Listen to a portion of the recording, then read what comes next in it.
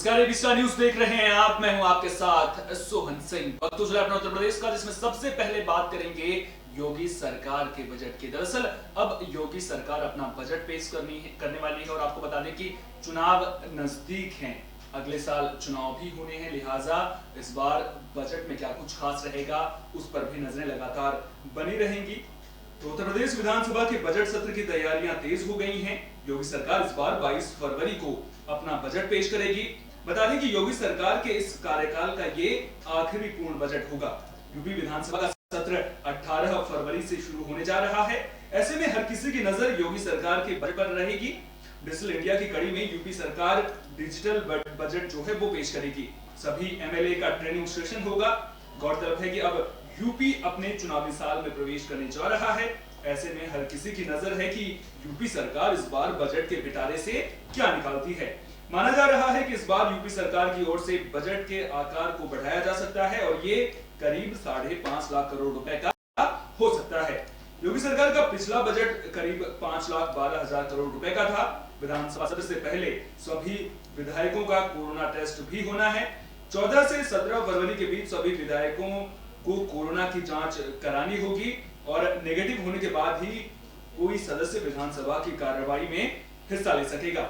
विधानसभा के अलावा 28 फरवरी से विधानमंडल का सत्र भी शुरू हो रहा है। ऐसे में विधानमंडल के सदस्यों की भी जांच होगी। तो अब यूपी सरकार के बजट सत्र को लेकर के तैयारियां परवान चढ़ती हुई नजर आ रही हैं, जिसको लेकर के तैयारियां परवान चढ़ रही हैं। और आपको बता दें कि बजट सत्र शुरू होने से पहले सभी विधायकों को कोरोना का टेस्ट भी करवाना पड़ेगा। आपको बता दें कि बजट सत्र पर भी कोरोना का असर साफ तौर पर दिखाई देगा।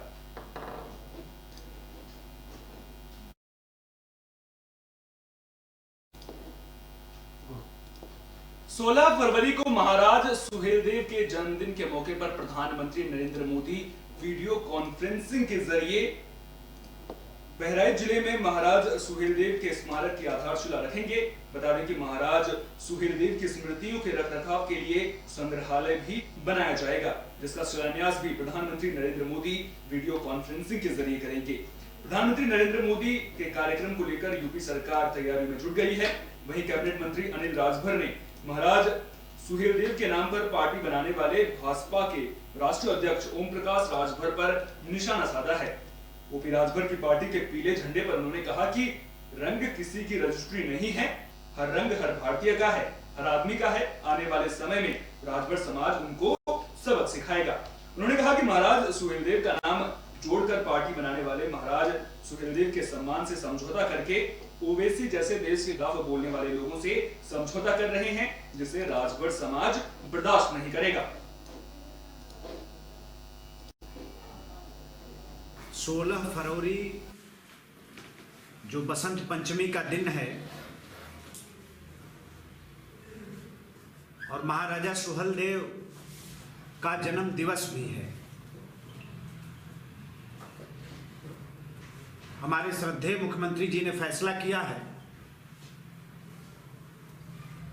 बहराइच में एक भव्य स्मारक राष्ट्रवीर महाराजा सुहेलदेव जी का बनाने, उनकी समृद्ध स्मृतियों को संरक्षित करने के लिए भी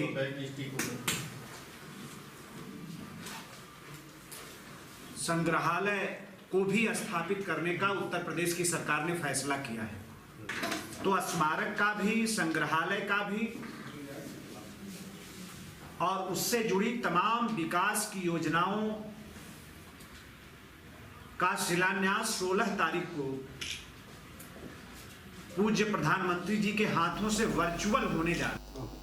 खबर यूपी के पीलीभीत जिले से सामने आ रही है, जहां पर कुछ युवक अवैध वसूली करने के लिए गांव में पहुंचे थे, लेकिन ग्रामीणों ने उन युवकों को दौड़ा दिया।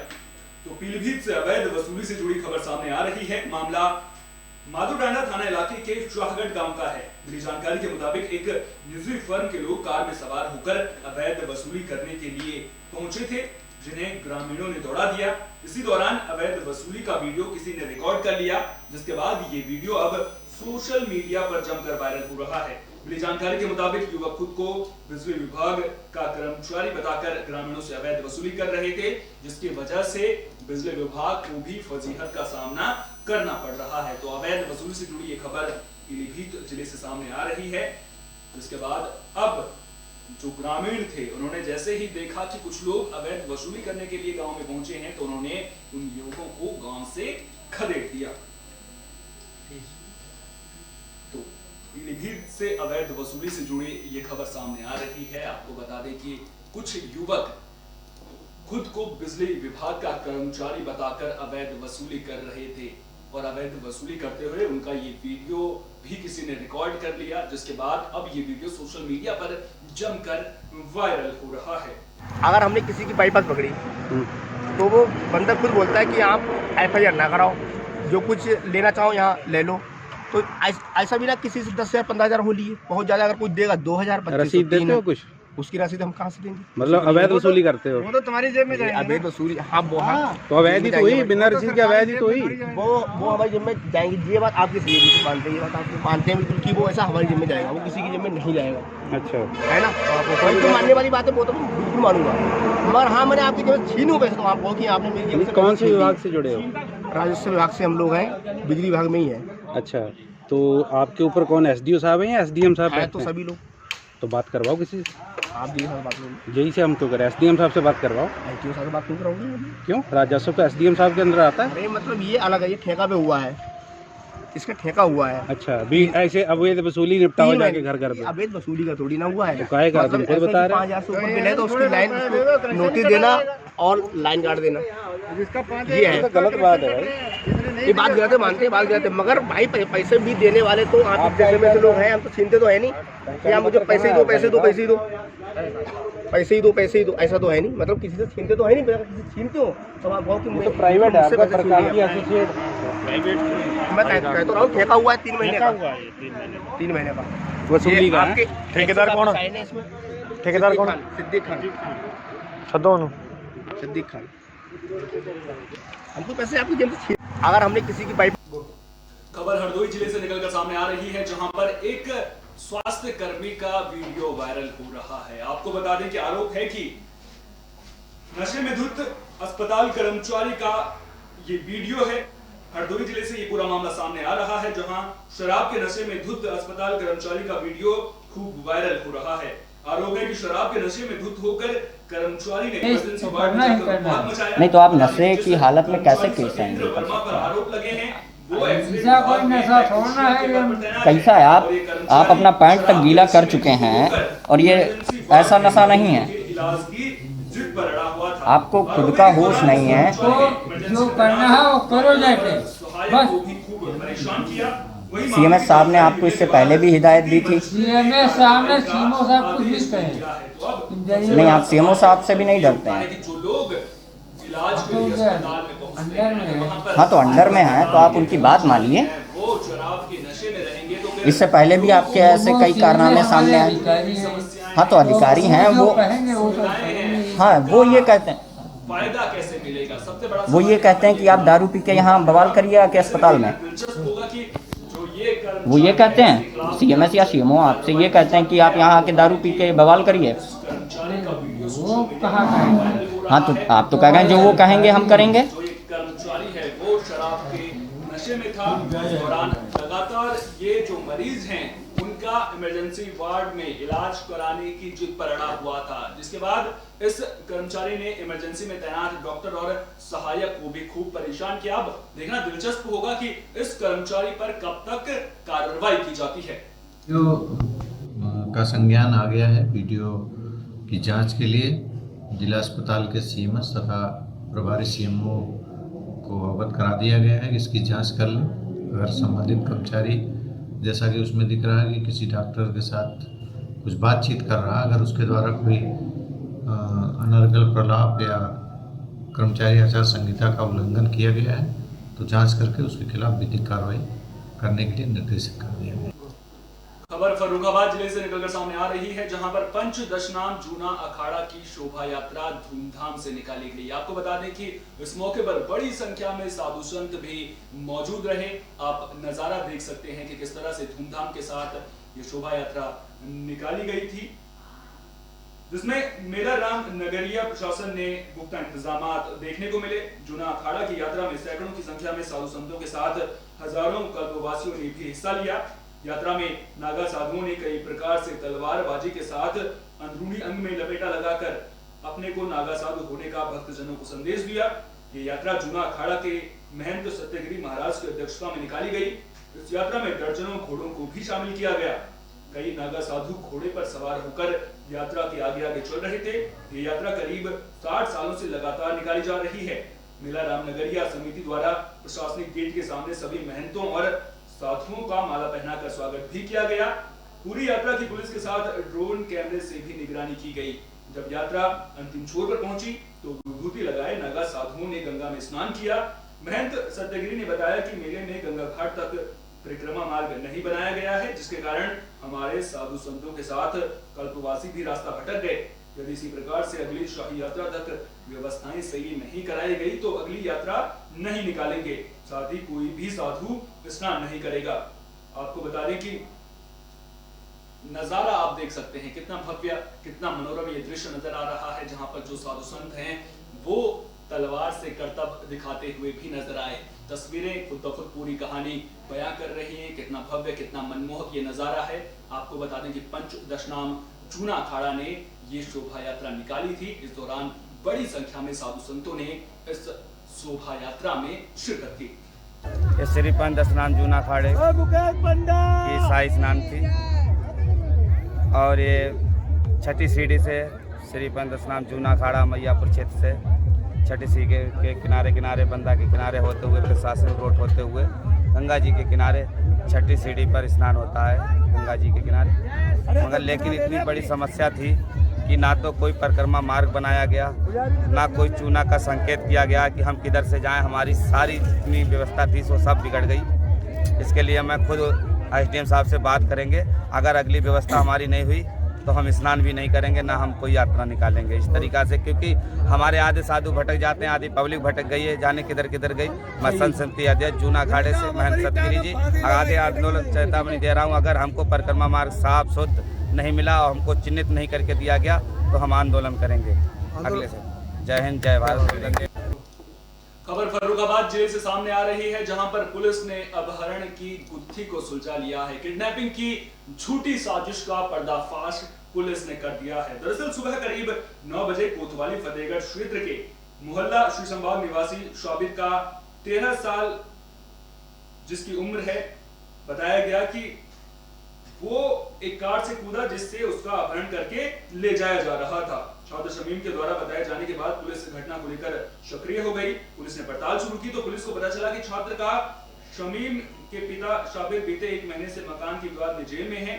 सुधीर दिवाकर ने छात्र के पिता पर मुकदमा दर्ज कराया था। बीती रात छात्र शमीम और उसकी मां शहनाज ने एक मास्टर प्लान बनाया। योजना के मुताबिक अपहरण की कोशिश का मुकदमा सुधीर दिवाकर पर दर्ज कराकर उसके ऊपर दबाव बनाने की साजिश थी ताकि शाबिर को जेल से बाहर निकाला जा सके। लेकिन पुलिस ने इस झूठे अपहरण के केस का पर्दाफाश कर दिया है। आपको बता दें कि पुलिस ने कुछ ही घंटों में इस किडनैपिंग की गुत्थी को सुलझा लिया है। आपको बता दें कि मां और बेटे ने मिलकर किडनैपिंग की झूठी साजिश रची थी।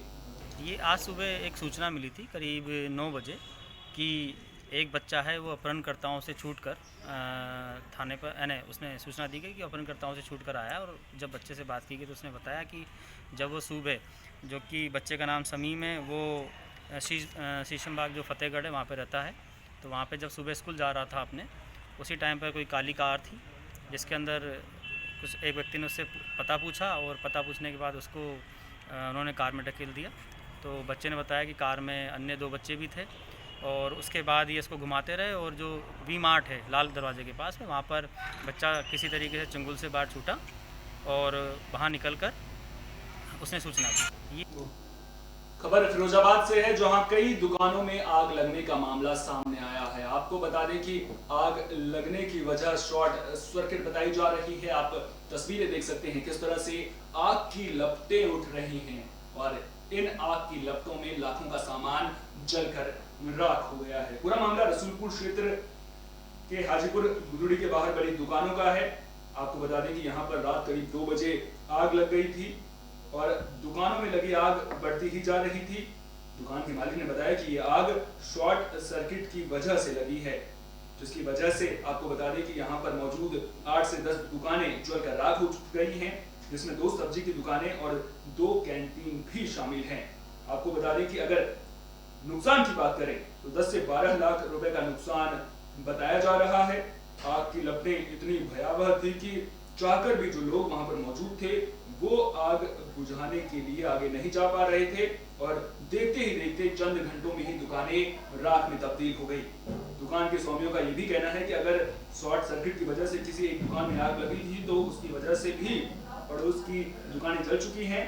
इस आगजनी में एक व्यक्ति के घायल होने की खबर भी निकलकर सामने आ रही है, जिसे एम्बुलेंस के जरिए सरकारी ट्रामा सेंटर में भेज दिया गया है। वहीं मामले की जानकारी मिलते ही दमकल विभाग की गाड़ियां मौके पर पहुंची और अच्छी खबर ये है कि अब आग पर काबू पा लिया गया है।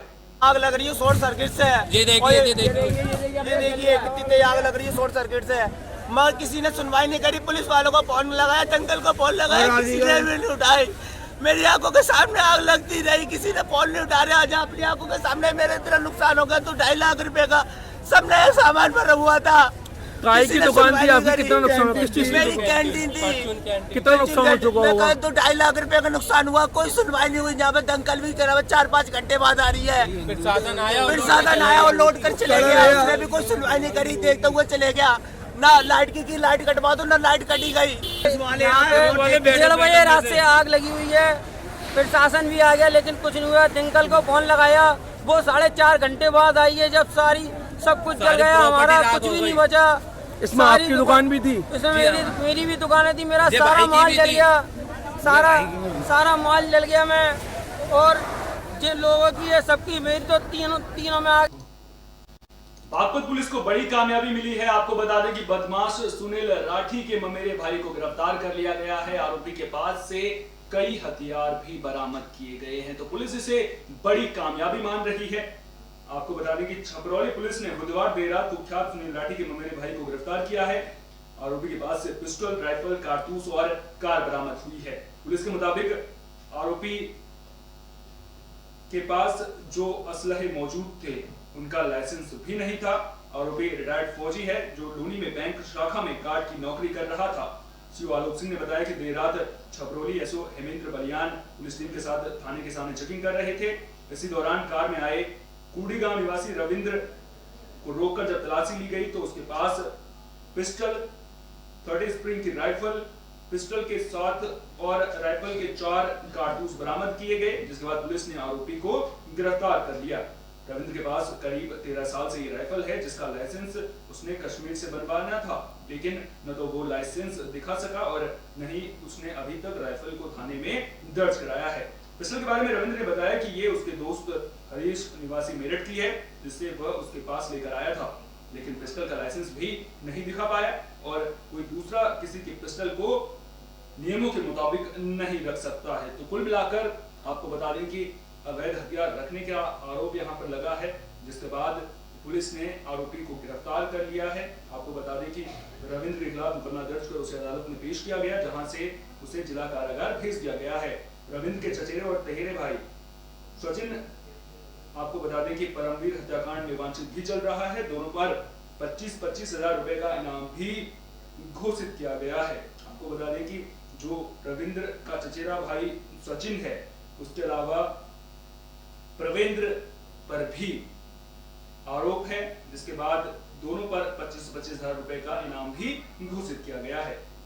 देखिए, ये कल थाना छपरौली में ग्राम कोडी से एक व्यक्ति रविंद्र नाम का, जो कुख्यात अपराधी सुनील राठी का ममेरा भाई है और ग्राम कोडी का रहने वाला है, ये गिरफ्तार हुआ है। इसके पास से एक 32 बोर की पिस्टल में 5-6 कारतूस और एक 30 स्प्रिंगफील्ड की राइफल में 5 कारतूस बरामद हुए हैं। ये व्यक्ति दोनों के ही हथियारों के लाइसेंस नहीं दिखा सका और इसके खिलाफ सुसंगत धाराओं में मुकदमा दर्ज कर इसको चालान किया गया है।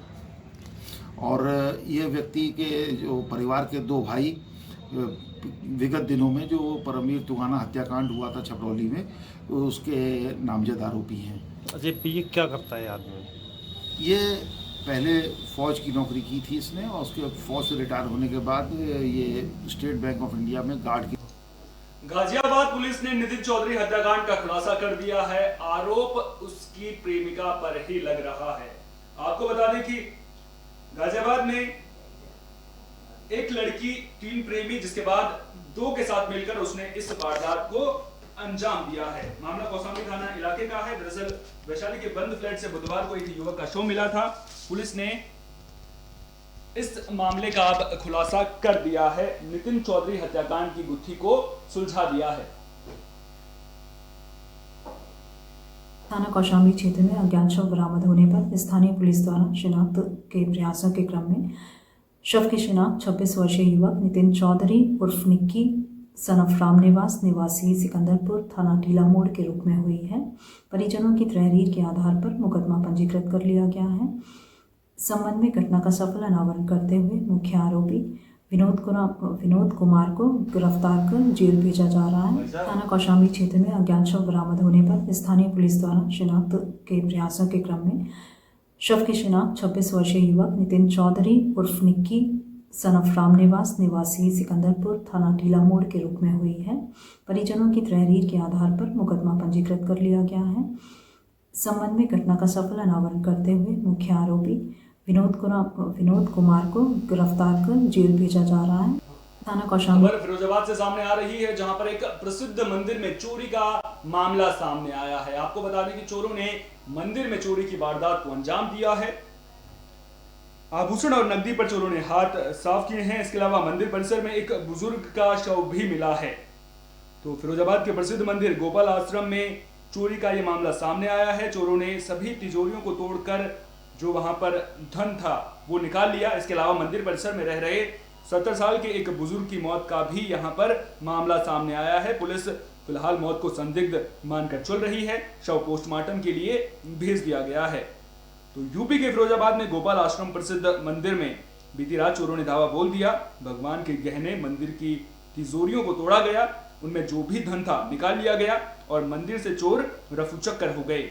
जब सुबह मंदिर के पुजारियों को पूरे मामले की भनक लगी, उसके बाद पुलिस को मामले की जानकारी दे दी गई, जिसके बाद एसएसपी और जिले के आला पुलिस अधिकारी मौके पर आए। जांच में पता लगा कि पास में ही एक कमरे में वृद्ध साधु दीनदयाल भी मृत पड़ा है। जब एसएसपी ने जांच की तो पता लगा कि दीनदयाल का शरीर अकड़ा हुआ है और एसएसपी की माने तो साधु की मौत 12 घंटे पहले ही हो चुकी है। फिलहाल पुलिस अब पूरे मामले की जांच कर रही है। रेजगारी को छोड़ करके कुछ कैश उसमें दान रखा हुआ था, वो चोर ले गए हैं। इस तरह की घटना है। हम लोग यहाँ पे मौका मुआयना किया गया, देखा गया कि मंदिर परिसर में या मंदिर के अंदर कहीं कोई सीसीटीवी कैमरा नहीं है। पूरे मंदिर परिसर में 2 गेट हैं। एक गेट के पास बाहर एक कैमरा है जिसका एक फुटेज आ रहा है, जिसमें 2 लोग संदिग्ध हैं जो चेहरा ढके हुए हैं, वो अंदर घुसते दिखाई दे रहे हैं। रात करीब 2 बजे का समय लग रहा है। तो उसे एक क्लू मिला है, सुराग मिले हैं और जल्दी ही इन चोरों की तलाश करके उनको गिरफ्तार करके बरामदगी इत्यादि और जानकारी हासिल की जाएगी। और इसमें टीमें गठित की जा रही हैं। 4 टीमें कम से कम तेज तर्रार गठित होंगी ताकि इन चोरों को सही मुकाम तक पहुंचाया जा सके। अपना उत्तर प्रदेश में फिलहाल के लिए इतना ही। देश और दुनिया की तमाम अहम खबरों के लिए आप देखते रहिए विस्तार न्यूज। मुझे दीजिए इजाजत। नमस्कार।